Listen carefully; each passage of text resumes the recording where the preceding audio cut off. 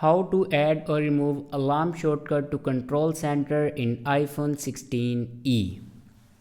So let's start the video. First of all, swipe down to your control center, and if you want to add a alarm shortcut, then simply press and hold on blank space and then click on add a control. Now here you can select a alarm shortcut and then click on it, and it will be added to your control center. And if you want to remove your alarm shortcut to your control center, then simply press and hold on empty space and then click on this minus sign and it will be removed.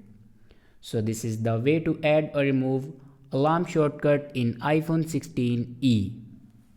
I hope this video is helpful for you. Thanks for watching.